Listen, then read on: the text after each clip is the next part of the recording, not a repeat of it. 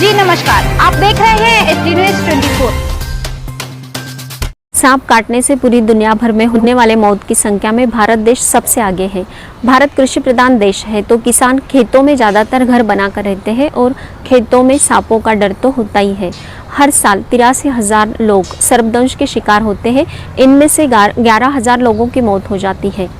हमारे भारत देश में 236 प्रकार के सांप हैं। इनमें से 13 जो सांपों की जाति होती है वो खतरनाक होती है और इनमें से सिर्फ 4 ऐसे सांप होते हैं वो बिल्कुल जहरीले होते हैं, खतरनाक जहरीले होते हैं। इनके दंश से तुरंत व्यक्ति की मौत हो जाती है।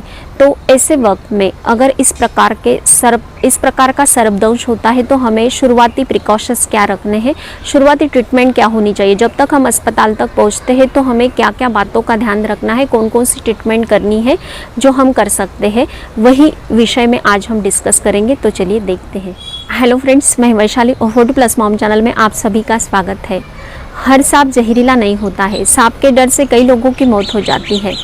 सबसे पहले सर्पदंश जिस व्यक्ति को हुआ है उसकी घबराहट दूर करने में हमें उसकी कोशिश करनी चाहिए और अस्पताल तक पहुंचाने की व्यवस्था करनी चाहिए। जिस व्यक्ति को सर्पदंश हुआ है उसे किस प्रकार के सांप ने दंश किया है उसे देखने की कोशिश हमें करनी चाहिए, ताकि सांप का हुलिया अगर हम डॉक्टर को बताते हैं तो ट्रीटमेंट देने में आसानी हो जाती है। जब तक हम अस्पताल तक पहुँचते हैं तो उतने टाइम में हमें जो व्यक्ति होता है सर्पदंश जिसे हुआ है उसके पैरों में अगर जूते हैं, रिंग है या फिर कोई धागा, बॉडी में कई जगह पर धागे बांधे हैं तो उसे छोड़ लेना है, निकाल लेना है।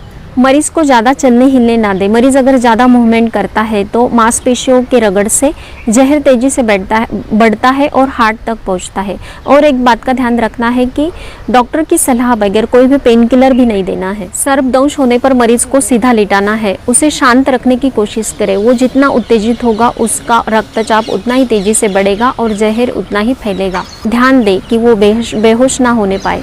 बेहोश हो भी जाता है तो उसकी सांसों पर ध्यान रखना है। उसकी पूरी बॉडी को गर्म करने की कोशिश करें। जो भी गर्म कपड़े होते हैं उसके बॉडी पर लपेट देने हैं। मरीज के जिस बॉडी पार्ट में सर्पदंश होता है उस बॉडी पार्ट को साबुन से, सोप से अच्छे से धो लेना है, साफ कर लेना है। मरीज को अगर हाथों में सांप ने काटा है तो हाथ को नीचे की ओर लटका के रखना है, इस प्रकार से उसे लिटाना है। पैरों में अगर काटा है तो पैर नीचे लटकना चाहिए। इस प्रकार से इस पोजीशन में अगर मरीज को लिटाते हैं तो जहर तेजी से हार्ट की तरफ नहीं बढ़ता है। जब भी सर्पदंश होता है तो 20 मिनट के अंदर हमें इस जगह पर पट्टी या रस्सी बांधनी है।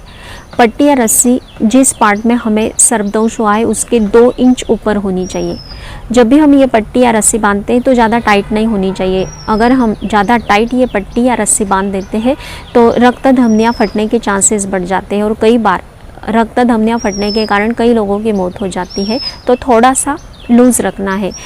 एक ही हमारा हेतु होना चाहिए कि जो जहर होता है वो हार्ट तक ना पहुँचे और हार्ट तक जहर ना फैलने के लिए हम धड़ पर भी, यानी कि हार्ट के थोड़े नीचे भी हम इस जगह पर पट्टी बांध सकते हैं। ये सभी प्राथमिक उपचार हमें अस्पताल तक पहुँचने से पहले करनी है। जब तक हम अस्पताल तक पहुँचते हैं तो बीच का जो टाइमिंग हमें मिल जाता है तो उसमें हमें ये सभी बातों का ध्यान रखना है।